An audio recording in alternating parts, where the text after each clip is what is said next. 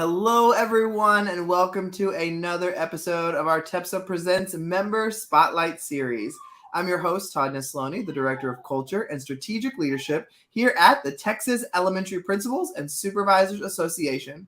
I'm so thrilled to get to bring you different members every week for you to get to meet, and this week we've got Robbi McCarter on with us. Robbi, you want to go ahead and introduce yourself real quick? Sure. I'm Robbi McCarter. I'm currently the TEPSA Region 7 president, and I'm a principal at Brownsboro Elementary School.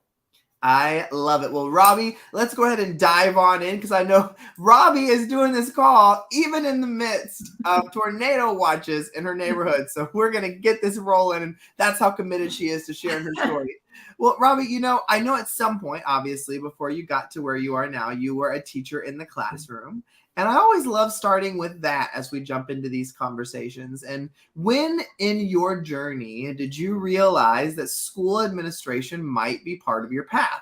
And was that something you came up with on your own, or somebody kind of had to lead you to?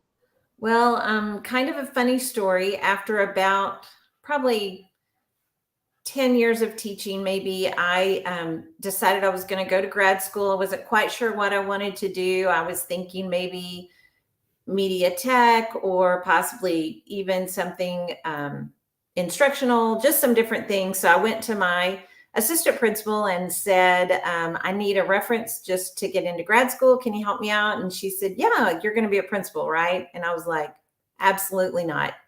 That's not in my wheelhouse. And she was like, we'll see. And here I am, many years later, I am right where she said I would be. So that was kind of fun.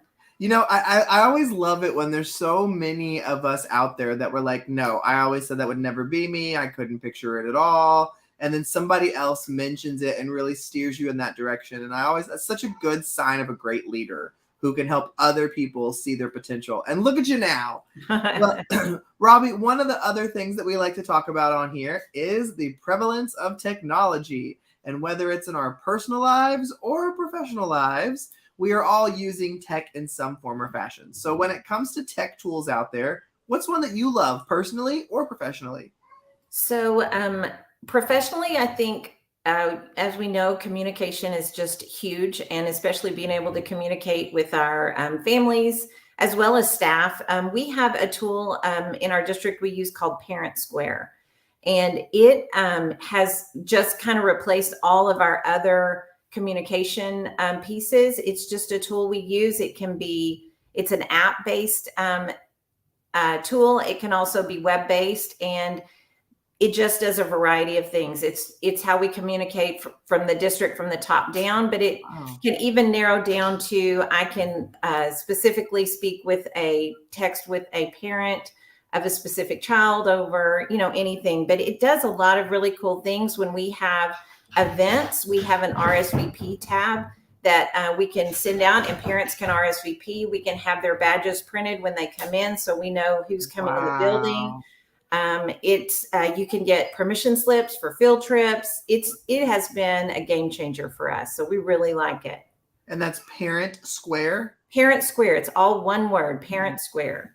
And have your parents really bought into that? Like, are they really liking it?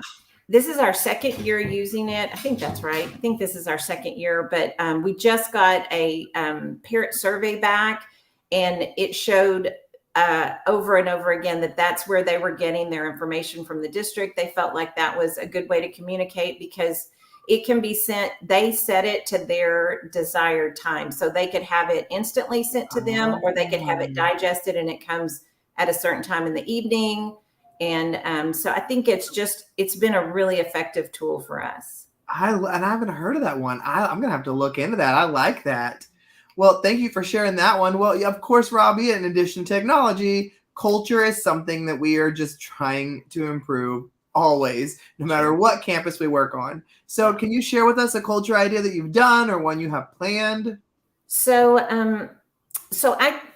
We know notoriously in education, kind of October and February, we know those are kind of our hard months. So I always try to really focus on things specifically to those specific months. And we do something in October. We call it Rocktober. And We talk about because you rock. And then we just send out a calendar and we have something planned for every day of the month. It's not always big things. Sometimes it's just little things like, dress like your partner teacher, or, we may do things like a snack bar or wear your comfy shoes, those kind of things. We do that both in October. We also do that month, they get to wear jeans all month long. So that's just, a bonus. Yep. But they do, it's just a fun way to build culture. We try to do something, maybe a drink card or a coffee card or something at least once a week, but every day is a dress up day or a comfy day or something just special. We do something called, every time we do it, it's called You Buy, We Fly. And teachers, we give them a restaurant to order from, and they place their orders, but we pick them up. We have them there for them, ready to be there at their time off, and they don't have to take any extra time. So I love that. And that's such a great idea too, where you're not having to spend all this money out of your own pocket to pour into them. They can order it, but you'll go and pick it up and deliver it to them at their lunchtime. That is such a big deal sometimes when it comes to ordering. So that is such a cool idea, because I know we're always trying to think of ideas that aren't going to break the bank. Right. And that's a great one. Thanks for sharing that, Robbi. Sure. Well, obviously, whenever we do these, we always end with some advice. Now, I used to say advice for first-year principals, but we're all pretty much first-year admin every year. So what's some advice you have? I think the most important thing in this role is you have to find people who, to surround yourself with people who will support you and can help you, whether that's a mentor, another administrator, someone you can, really bounce ideas off of, or maybe who you need advice from, or sometimes, even as administrators, we need that person we can vent to and kind of share some things that are going on that maybe you can't always talk about. I think that's the key to getting through, is just surround yourself with good people who understand and know what's going on with you, because they're kind of in the same boat with you.